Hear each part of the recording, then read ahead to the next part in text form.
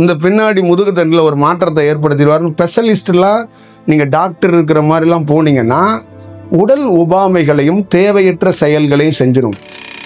அப்போ இயற்கையோடு தொடர்பு இருக்கிறவன், பிரபஞ்சத்தோடு தொடர்பு இருக்கிறப்ப அந்த ரெகுலர் ஃபார்முலாவில் இயங்க முடியாது. 75% மனிதத்தன்மை இருந்தால் தான் நீங்கள் ஒரு ஆசிரியர் மாதிரி தியானத்தை வகுப்பெடுக்க முடியும். 75% மாற்றம் அடைஞ்சிட்டிங்கன்னா எந்த கொம்பனாலையும் வகுப்பெடுக்க முடியாது. அதை அங்கேருந்து கூப்பிடும். அதில் 2 பேர் இப்போ தியானம் பண்ணலாம், பாக்கி 16 பேர் இன்னும் 6 மாதம் ஆகும். அவன் காத்திருக்கணும். அவன் உடலில் கழிவு இருக்குது. உடலை பதப்படுத்தாமல் இந்த தியானத்தை இப்போ கொடுத்தோன்னா அந்த கழிவு முற்றிலுமாக அவனுக்கு பின் விளைவுகளை ஏற்படுத்தும். ஒரு ஞானியாலே பண்ண முடியாத ஒரு ஞானத்துக்குரிய டீச்சர் எப்படி பண்ணிட முடியும்? அப்போ புத்தருக்கு பல மலைகளும் பல தொடர்களையும் மனிதர்களால் வகுப்புகள் எடுக்கப்பட்டது எல்லாம் நிராகரிக்கப்பட்டது. அப்போ மனிதர்கள்டேருந்து விடுபட்டு அந்த வகுப்புகள்லேருந்து விடுபடும் போது மலைத்தொடர்களோ மர தொடர்புகளில் போய் மரத்தோட தொடர்பு வச்சு உட்காரும்போது அப்போ நேச்சர்லேருந்து அவருக்கு ஒன்று கிடைக்குது. இப்போ ராமகிருஷ்ணர் ஒரு நேச்சர்லேருந்து ஒன்று பெற்றுட்டார். அப்போ காளி சிலையிலேருந்து பெற்றார் அப்படிங்கிறது உங்களுக்கு, காளி சிலைங்கிறது ஒரு சாட்சி.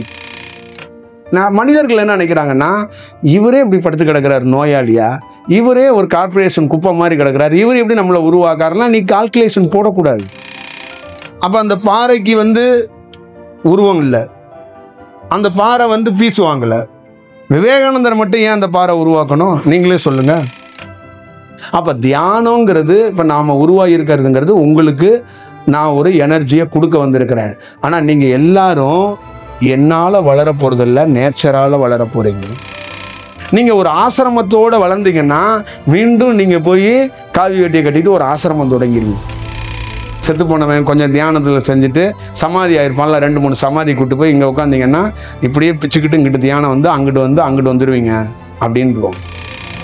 உங்ககிட்ட இந்த வகுப்பில் கூட நான் என்ன சொல்கிறதுன்னா, நான் உங்களுக்கு 1%, 2% ஆசீர்வாதம் பண்ணுற தகுதியும் கெப்பாசிட்டியும் என்கிட்ட இருக்குது. 97% இந்த வெட்டவெளிக்கிட்ட மட்டும்தான் அந்த பொறுப்பு இருக்குது, என்கிட்ட இல்லை. நான் போய் சொல்ல விருப்பம் இல்லை.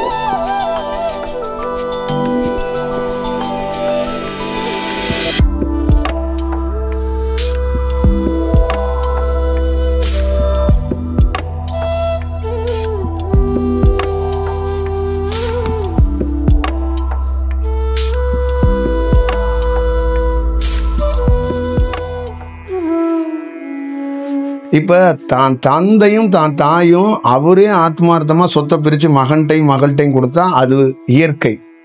நாமளே உனக்கு வயசாகி போச்சு அங்கிட்டு போய் உட்கார சொத்தை பிரித்து கொடுன்னு கேட்டால் அது செயற்கை. அப்போ நான் தியானம் பண்ணுறேன், எனக்கு ஓடிக்கிட்டு இருக்குது, உள்ள நரம்பு இருக்குது, காட்சி தெரியுது, அது தெரியுது, இது தெரியுது.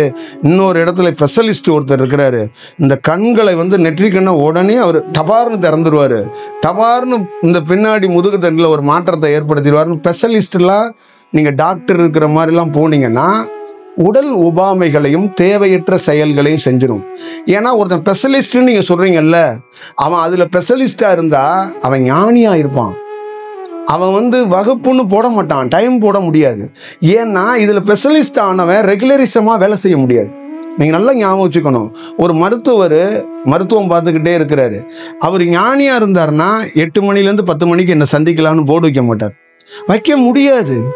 ஏன்னா அடுத்த நாள் அவரை தூக்கி கொண்டு போய் ரோட்டில் கொண்டு போட்டுருவாங்க, இங்கே உட்காந்துரு அப்படின்ட்டுருவாங்க. அப்போ இயற்கையோடு தொடர்பு இருக்கிறவன், பிரபஞ்சத்தோடு தொடர்பு இருக்கிறப்ப அந்த ரெகுலர் ஃபார்முலாவில் இயங்க முடியாது. நான் வியாழக்கிழமை இவ்வளவு செய்வேன், வெள்ளிக்கிழமை அப்படி செய்வேன் அப்படின்னு அந்த திட்டங்கள்லாம் கொடுக்க முடியாது. அந்த திட்டம் வரையெல்லாம் அங்கே வந்து உடைப்பட்டு போயிடும். நீங்கள் நல்லா ஞாபகம் வச்சுக்கோங்க, ராமகிருஷ்ணருடைய வாழ்க்கையில் எல்லா திட்ட வரையும் உடைச்சு நொறுக்கப்பட்டுச்சு. அவங்க தாய் நினைக்கிறா இவனுக்கு ஒரு கல்யாணத்தை பண்ணி வச்சுருவோன்னு. அப்போயே இவர் பைத்தியம்னு சொல்கிறாங்க. அந்த பைத்தியம் சொல்லுது அங்கே ஒரு பொண்ணு இருக்கு, போய் பார்த்துட்டு வாங்குது. வேற யாரும் இல்லை, அந்த தாய் இருந்து நினைக்கிற பைத்தியம் பேய் பிடிச்சிருச்சு மகனுக்கு சரியாயிருந்தேன். ஏன்னா நீங்கள் ரெகுலர் திட்ட வரைய செய்ய முடியாது. அதே மாதிரி அவரே ரெகுலராக திட்டவரை செய்து கொள்ள முடியாது. காளி கோயிலுக்கு பூஜை பண்ணிக்கிட்டு காளியை கதின்னு இருந்தவர் அப்புறம் அவருக்கே பூஜை பண்ணிக்கிற கதையாகி போச்சு. அவர் ரெகுலரில் திட்டங்கள்லாம் இல்லை. 7 மணிக்கு நான் போய் பூஜை பண்ணணும், 9 மணிக்கு இது பண்ணணும், 10 மணிக்கு ஆரத்தி காட்டணும்லாம் அவர் இல்லை. அதெல்லாம் முன்னாடி. அதுதான் நான் சொல்கிறது, உங்களுக்கு அந்த உடலுக்குள்ள பருவ மாற்றம் அடையாத வரைக்கும் நீங்கள் ரெகுலரேஷன் பண்ணுவீங்க, அதுக்கப்புறம் பண்ண முடியாது. நீங்கள் இப்போ உங்கள் வீட்டில் ஒரு 10 பேத்துக்கு சமைச்சு கொடுப்பீங்க. உங்கள் உடலில் பெரிய பருவம் மாற்றாகி உங்களுக்கு தியானம் வந்துருச்சுன்னா 100 பேருக்கு உங்கள் வீட்டில் வாசலில் சமையல் நடக்கும். ஆனால் நீங்கள் சமைக்க மாட்டீங்க, இன்னொருத்தன் சமைப்பான். அப்போ நீங்கள் அங்கேருந்து என்ன புரிஞ்சுக்கன்னா, உடல் ஒத்துழைக்கல்னு புரிஞ்சுக்க கூடாது, நீங்கள் ரெகுலர்லேருந்து விடுபட்டுட்டீங்கன்னு புரிஞ்சுக்கணும். இன்றைக்கி உங்கள் வீட்டில் இருக்கிற துணியை 25 துணியை நீங்கள் துவைச்சிக்கிட்டே கிடப்பீங்க. ஆனால் ஒரு ஸ்டேஜுக்குள்ள தியானத்தில் வளர்ச்சி அடைஞ்சிட்டா உங்கள் துணியே நீங்கள் துவைக்க மாட்டீங்க. இதுக்குள்ளேருந்து என்ன தெரிஞ்சுக்கணும்னா, ரெகுலர் ஃபார்முலா உடைக்கப்படும். ரெகுலரான அந்த ரெகுலரிசம் சொல்கிறீங்கல்ல, ரெகுலராக ஒரு ஷெட்யூல் போட்டிருக்கீங்கல்ல, அந்த ஷெட்யூல் இப்போ இன்றைக்கி இந்த ரெகுலர் ஷெட்யூலை உடைச்சிட்டு தான் இங்கே வந்திருக்கீங்க.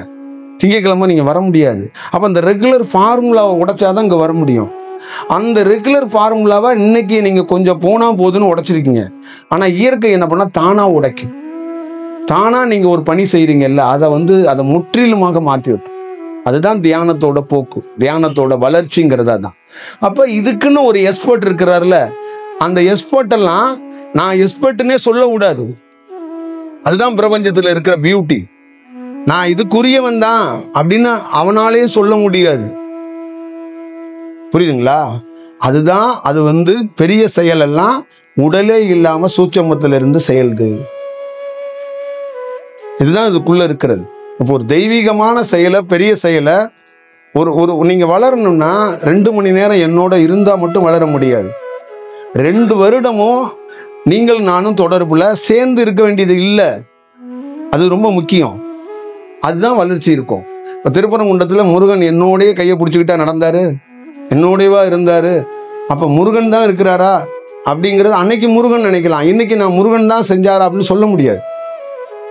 அது பல அலைவரிசைகளில் அந்த பேர் கொண்ட ஒரு அலைவரிசைகள் அப்படி வேலை செய்யும். அப்போ ரெகுலர் ஃபார்முலாவிலேருந்து ஒரு மனிதன் முற்றிலுமாக மாறி போகும்.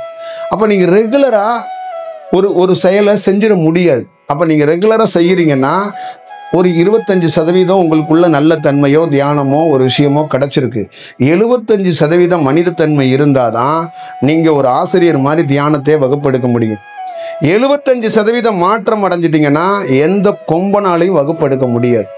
நீ இப்படி உட்காரு, நீ இப்படி திரும்பு, சுவாசத்தை இழுத்து விடு, இதெல்லாம் சொல்ல முடியாது. ஏன்னா உள்ளுக்குள்ளே என்ன தெரியுங்களா, உள்ளுக்குள்ளே ஒன்று பேச ஆரம்பிச்சிடும். நீ சுவாசத்தை லெஃப்ட் சைடு இழுக்க சொல்கிற, பட்டார்னு ஒன்று அரைஞ்சனான்றோம். அதை லெஃப்ட் சைடு இழுக்கக்கூடாது, இழுத்தா என்ன பாதிப்பு வரும்னு அது உங்களுக்கு கிளாஸ் எடுத்துக்கிட்டு இருக்கும். நீங்கள் இன்னொருத்தருக்கு வகுப்பு எடுப்பீங்க, அது உங்களுக்கு வகுப்பு எடுக்கும். அப்போ உங்களை என்ன பண்ணும், டேய் என்ன பண்ணுற அப்படின்றோம். அப்போ ஒரு 25 பேர் உட்காந்துருக்காங்க. இப்போ நான் வகுப்பு கண்டக்ட் பண்ணுறேன்னு வச்சுக்க, இந்த மாதிரி எனக்கே நடந்திருக்கு. பேசிக்கிட்டே இருப்பேன். அவங்களுக்கு ஏதாவது ஒன்று கற்றுக் கொடுக்கணும்னு நான் ஒரு இன்டென்ஸில் இறங்கும்போது அதை அங்கேருந்து கூப்பிடுவோம். அதில் 2 பேர் இப்போ தியானம் பண்ணலாம், பாக்கி 16 பேர் இன்னும் 6 மாதம் ஆகும். அவன் காத்திருக்கணும். அவன் உடலில் கழிவு இருக்குது, உடலில் நோய்வாய்வு இருக்குது, உடலை சரி செய்யணும். உடலை பதப்படுத்தாமல் இந்த தியானத்தை இப்போ கொடுத்தோன்னா அந்த கழிவு முற்றிலுமாக அவனுக்கு பின் விளைவுகளை ஏற்படுத்தும், அவனுக்கு துயரத்தை ஏற்படுத்தும். அவனுக்கு தியானம் வந்துடும். நீ தொட்டோன்னா அவனுக்கு ஒரு பரவசம் வந்துடும், ஒரு ஒளியை பார்த்துருவான். ஆனால் அவன் போய் திருப்பி வீட்டில் அடுத்த நாள் தியானம் பண்ணும்போது உடல் உபாமையாகும். அந்த உபாமையை நீ என்ன பண்ணுவ? உங்ககிட்ட என்ன இருக்கு, என்னடா பண்ணுவ? அப்புறம் எதுக்கு, என்ன ஐடியாவில் இந்த 16 பேர் அப்படி உட்கார வச்சிருக்க? அதில் 2 பேர் தான் இருக்கான், 2 பேர் எவன் சொல்லு கண்டுபிடி அப்படிங்கும். அப்போ நமக்கு என்ன ஆகும்? இந்த 16 பேரும் ஒரு நிமிஷம் 10 நிமிஷம் இருக்குன்ட்டு நான் வெளியில் போய் எப்படி மண்டையை சொரிஞ்சிக்கிட்டே இருப்பேன். இவங்க கிளாஸ் எடுக்கிறதா, துரத்தி விடுறதா? இப்போ என்ன ஆகும்? இது பண்ண முடியாதுங்கிறத உங்களுக்கு யாருக்குமே தெரிய மாட்டேது. ஒரு ஞானியாலே பண்ண முடியாத ஒரு ஞானத்துக்குரிய டீச்சர் எப்படி பண்ணிட முடியும்? அப்போ வெறும் தேரியை தான் பண்ண முடியும். ஒரு 10% நல்ல தன்மையை வச்சுக்கிட்டு, ஐடியாலஜியை வச்சுக்கிட்டு, குருவோட போதனையை வச்சுக்கிட்டு உங்களுக்கு கைட் பண்ணலாம். இந்த மலையோட தொடர்புகளில் மேலே மீனாவே மச்சமுனி இருக்கிறாருன்னு சொல்கிறாரு அப்படின்னு நான் வந்து பண்ணுறேன்னா அது கைடு, ஒரு கைடன்ஸ் தான் பண்ண முடியும். அதை வந்து ஒரு தியானமாக கொடுத்துட முடியாது. அப்போ இது குண்டலினி சக்தியோ இல்லை நெற்றிக்கண்ணை பற்றியோ ஒரு நேரடியாக ஒரு வகுப்பாக ஒரு முக்கியமான ஒரு மாஸ்டரால் செய்ய முடியாது. அவர் அதுக்கு உரியவராக இருந்தால் அவர் அந்த மாதிரி ஃபார்முலாவில் அந்த இடத்துல உட்கார முடியாது. ஒரு குண்டலினி சக்தியில் மேம்பட்டவன் ஒரே இடத்துல 1 மணி நேரம் கூட உட்கார முடியுமாங்கிறது தெரியாது. அவன் மௌனமாக எப்போ போவான், அவன் இந்த பகல் இரவுல எப்போ எப்படி மாறுவானே தெரியாது. ரேடியேஷன்லாம் மாறிக்கிட்டே இருப்பான். 1 ஹவருக்கு ஒருக்கா அவன் ஃப்ரீக்வன்சி மாறிக்கிட்டே இருக்கும். அவன் ரெகுலர் ஃபார்முலாவில் இருக்கவே மாட்டான். இப்போ நம்ம இருக்கிறோம்னு வச்சுங்களேன், எல்லாம் ஒரே மாதிரி ஃபார்முலாவில் இருக்க மாட்டோம். இப்போ ஒரு 25 நிமிஷம் 1 மணி நேரம் ஒரு ஃபார்முலாவில் இருப்போம். 1 மணி நேரம் கழித்து நாமளே கொஞ்சம் மௌனத்துக்கு போவோம். நாமளே கொஞ்சம் அதுக்கு ஒரு அரை மணி நேரம் கழித்து கிறுக்கு மாதிரி கூட ஆகும். நாமளே ஒரு அரை மணி நேரம் கழித்து கொஞ்சம் கோபமாக ஆக்ரோஷமாக மாறுவோம். இப்படி ஒரு சேஞ்ச் ஓவர் உள்ள நடக்கும். அப்போ பல்வேறுபட்ட அந்த சேஞ்ச் ஓவர்களுக்கு காரணம் என்னன்னா அலைவரிசை. அப்போ அந்த அலைவரிசை உள்ள வர வர ஒரு மனிதனுக்குள்ள பல்வேறுபட்ட பரிணாமங்கள் மாறிக்கிட்டே இருக்கும். அப்போ அதுக்காக தான் நான் உங்ககிட்ட எப்பயுமே சொல்றது, ஒரு ஆத்மார்த்தமாக எங்கேயாவது ஒரு இடத்துல நீங்கள் தியானத்துக்கு போயிருக்க இடத்துல ஒரு ப்ளஸ் உங்களுக்கு தியானம் கற்றுக் கொடுக்குறாங்க, தீட்சை வாங்கியிருக்கீங்க, அதுலேருந்து ஒரு 5% உங்களுக்கு ஏதோ ஒரு செயல் கிடைக்கும். ஆனால் 95% இந்த வெட்ட வெளியிலேருந்து நேச்சர்லேருந்து தான் பெற முடியும்.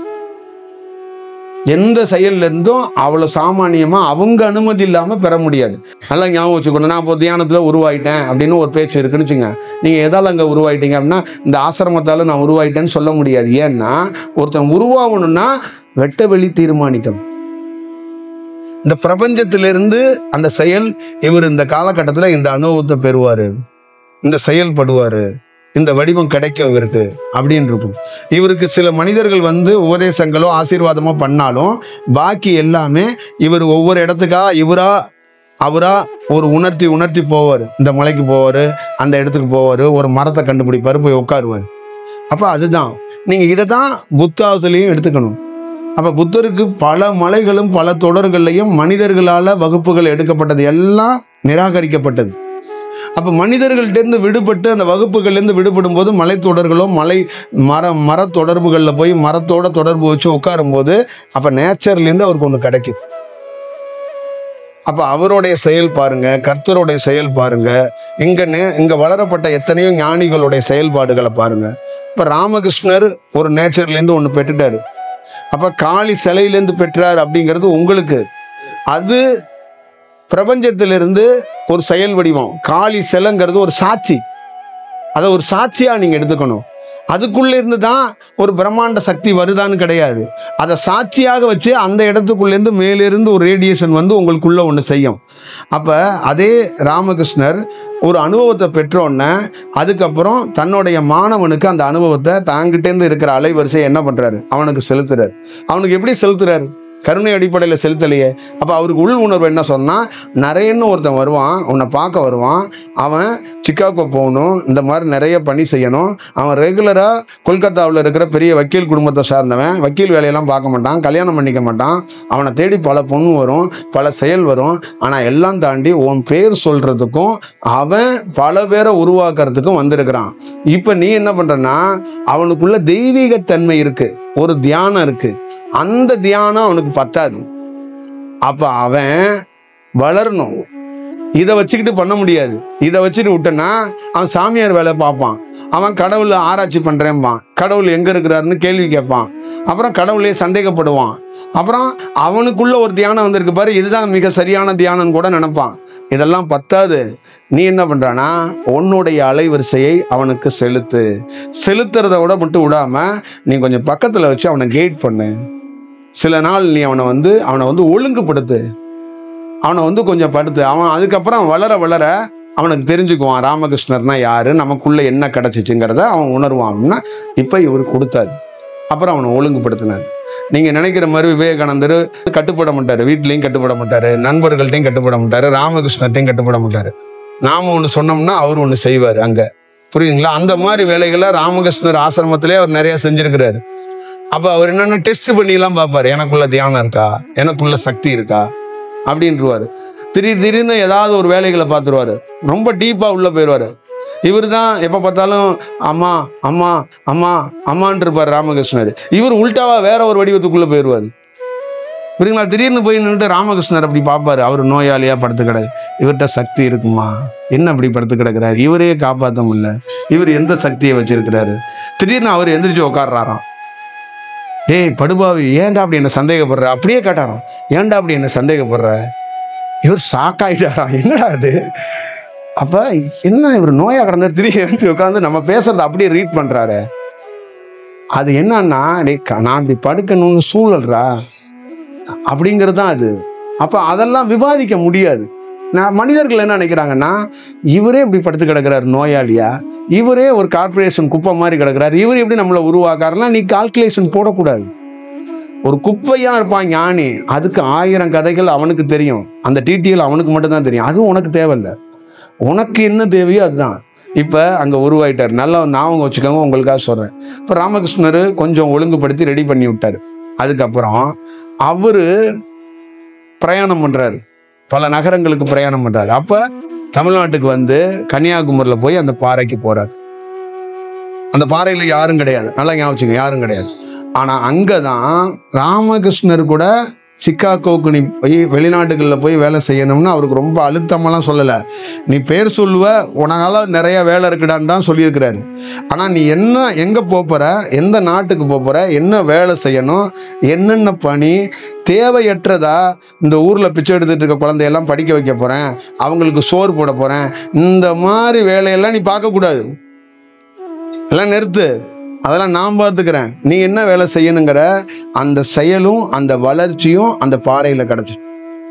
அப்ப கிளாஸ் டீச்சர் யாரு? அப்ப அந்த பாறைக்கு வந்து உருவம் இல்லை, அந்த பாறை வந்து ஃபீஸ் வாங்கல. அப்ப அந்த பாறை வந்து எப்படி இயல்பா எப்படி 1000 பேர் 1,00,000 பேர் போறாங்க. அதே பாறையில தண்ணி சாராயத்தை குடிச்சிட்டு கருவாடை காய வச்சுக்கிட்டு சுட்டு தின்னு எத்தனையோ மீனவர்கள் கன்னியாகுமரியில் சுத்தனவன் இருக்கிறான். விவேகானந்தர் மட்டும் ஏன் அந்த பாறை உருவாக்கணும், நீங்களே சொல்லுங்க. அந்த பாறையில் கன்னியாகுமரியில் எத்தனையோ பேர் மீனை வறுத்து தின்றுப்பான், சாராயத்தை குடிச்சிட்டு. மீன் வலை காய வைக்கிற பாறை தாங்க அந்த பாறை. புரியுதுங்களா? அப்ப நீ மீன் வலை காய வைக்கலாம், சாராயம் குடிக்கலாம், பல பெண்களோட தப்பான விஷயம் கூட பண்ணலாம். ஆனா அதுல இருக்கிற சக்தி உனக்கெல்லாம் காட்டாது. எவனுக்கு எப்போ ரியாக்ட் பண்ணணுமோ அப்பதான் ரியாக்ட் பண்ணும். அப்ப அவன் ரியாக்ட் பண்ணும். அப்ப இதுல இருந்து என்ன தெரிஞ்சுக்கணும்னா, அவனை நேச்சர் உருவாக்க ட்ரை பண்ணுது. அப்ப தியானங்கிறது இப்ப நாம உருவாகி இருக்கிறதுங்கிறது உங்களுக்கு நான் ஒரு எனர்ஜியை கொடுக்க வந்திருக்கிறேன். ஆனா நீங்க எல்லாரும் என்னால வளர போறதில்ல, நேச்சரால வளர போறீங்க. இப்ப நீங்க நேச்சரால வளர்ந்தீங்கன்னா வெட்ட வெளியோடு தொடர்புல இருப்பீங்க, இந்த பிரபஞ்சத்தோட தொடர்புல இருப்பீங்க. புரியுதுங்களா? நீங்க ஒரு ஆசிரமத்தோட வளர்ந்தீங்கன்னா மீண்டும் நீங்க போய் காவி வேட்டியை கட்டிட்டு ஒரு ஆசிரமம் தொடங்கிருங்க. நீங்களும் அதே மாதிரி வெளியில போர்டு வச்சு 7 மணிக்கு குண்டலினி தியானம், 9 மணிக்கு நெற்றிக்கண் தியானம் போட்டு வச்சு விட்டுருவீங்க. புரியுதுங்களா? அப்புறம் என்ன அடுத்தது என்ன பண்ணுவீங்க? சோறு போடுவீங்க, அன்னதானம், அப்புறம் விசேஷ கல் கொடுப்பீங்க, அப்புறம் ஏதாவது ஒரு தீர்த்தம் கொடுக்குறேன்பீங்க, அப்புறம் உடல் இதாகிறதுக்கு மருந்து கொடுக்குறேன் அப்படிம்பீங்க, உடல் உங்களுக்கு உபாமை ஆகாமல் இருக்கிறதுக்கு மருந்து கொடுக்குறேன் அப்புறம்பீங்க. அப்புறம் அடிஷ்னலாக என்ன பண்ணுவீங்க? செத்து போன 4-5 குருமார்கள் ஃபோட்டோவெல்லாம் தூக்கி வச்சு மாலையை போட்டு, இவர் வந்து தியானத்தில் கை காலெலாம் பிரித்து போட்டு தியானம் பண்ணவர், அவர் இருக்கார் பார்த்தீங்களா, தியானத்தை குப்புரை போட்டு உருட்டி பண்ணவர் அப்படின்னு ஒரு எக்ஸாம்பிள் ஒரு 10 படத்தை வச்சுருவீங்க. புரியுதுங்களா? அப்புறம் எவனாவது ஓஞ்சு போனவன் செத்து போனவன் கொஞ்சம் தியானத்தில் செஞ்சுட்டு சமாதி ஆயிருப்பான்ல, 2-3 சமாதி கூட்டு போய் இங்கே உட்காந்திங்கன்னா இப்படியே பிச்சுக்கிட்டு இங்கிட்டு தியானம் வந்து அங்கிட்டு வந்துடுவீங்க அப்படின்றோம். இதெல்லாம் வளர்ச்சியை பெற முடியாது. உங்ககிட்ட இந்த வகுப்புல கூட நான் என்ன சொல்றதுன்னா, நான் உங்களுக்கு 1%, 2% ஆசீர்வாதம் பண்ற தகுதியும் கெப்பாசிட்டியும் என்கிட்ட இருக்கு. 97% இந்த வெட்டவெளிக்கிட்ட மட்டும்தான் அந்த பொறுப்பு இருக்கு, என்கிட்ட இல்லை. நான் பொய் சொல்ல விருப்பம் இல்லை. புரியுதுங்களா? ஒருவேளை 97 நீயே கொடு அப்படின்னு அது வந்து அதுவே என்ன ஆட்கொண்டு அதுவே உங்களுக்கு செய்யலாம். ஆனா அப்பையும் நான் இல்லைங்கிறதையும் நீங்க தெரிஞ்சுக்கணும். அப்ப ரோல் அவனோடது. அப்ப என்னன்னா உங்களுக்கு இந்த வாய்ப்பை அது நேச்சர்ல இருந்து இயல்பாக கிடைக்குங்கிறது தான் இதுல நீங்க உன்னதமா புரிஞ்சுக்கணும்.